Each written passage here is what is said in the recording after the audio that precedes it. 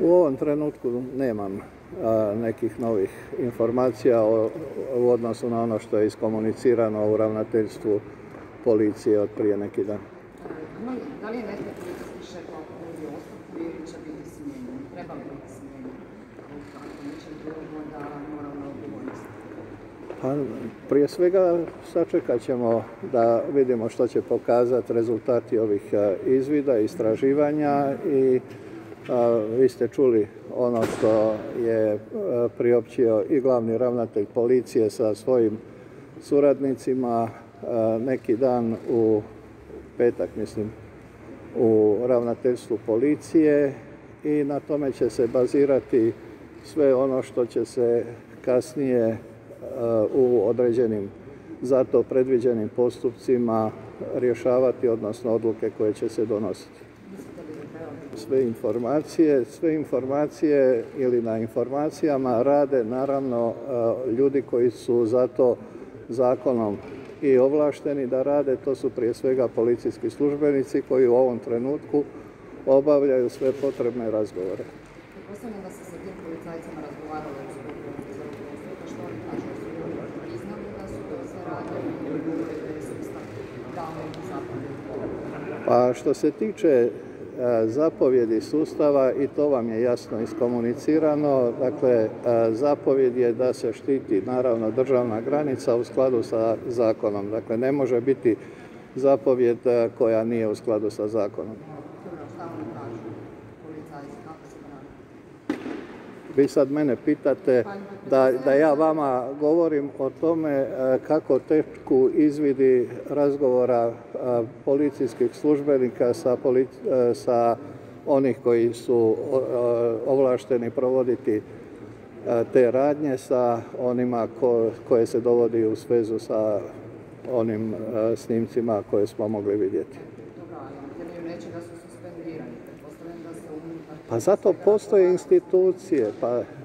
postoje institucije koje rade na tome i koje će, kad bude taj posao završen, a podsjećam ukoliko idu postupci, to je opet posebna procedura, sve će se znati. U zakonskim rokovima. Čim ga ja dobijem od ravnateljstva policije, pretpostavljam vrlo skoro, ja ću uputiti to izvješće premijeru, iako smo mi već razgovarali o svemu tome, naravno na tragu onoga što ste i vi mogli čuti na konferenciji za medije ravnateljstva policije. Možete li svoju odgovornost osjećati? Molim. Da li vi osjećate odgovornost na cijeli ovaj problem? Policijski službenici, pogotovo oni koji su angažirani na granici, imaju jedan od najtežih poslova, a to je i na današnji dan kad pada kiša. Oni su na granici i sprječavaju ilegalne, protupropisne, protuzakonite ulaske na teren Republike Hrvatske, na područje Europske unije. Oni to rade u skladu sa zakonom. U onom trenutku u kojem eventualno netko od njih, a kao što vam je također poznato, bilo je takvih slučajeva i ranije, gdje je policija sama otkrivala određene ili prekoračenja ovlasti ili protupropisno ponašanje policijskih službenika, je provodila radnje koje su u nadležnosti policije. Protiv 8 policijskih službenika se vodi od ranije disciplinski postupci, nekih 22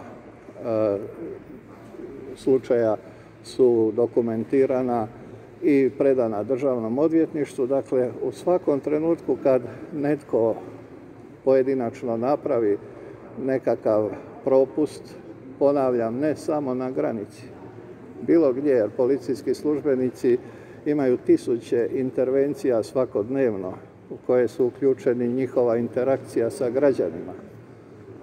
Moguće je da dođe do prekoračenja ovlasti i zbog toga postoje i službe unutar ravnateljstva i unutarnja kontrola koja u svakom takvom slučaju provodi izvide i predlaže ili donosi rješenje o poduzimanju određenih radnji koje uključuju i sankcije. Samo jedno pitanje kao prepuštam kolegama, s obzirom na to da sjećamo se prije 2 godine išlo pismo, anonimno pismo u Uredu pučke pravobraniteljice u kojem je jedan policajac tvrdio da postoji zapravo nasilno odvraćanje policajaca na terenu. Tada ste rekli da ćete to istražiti, što se na tom pitanju kažu da nemaju nikakvih informacija oko toga. Postoji li uopće volja da se to zaista istraži? Uvijek se istraži sve što se prijavi ili anonimno ili sa potpisom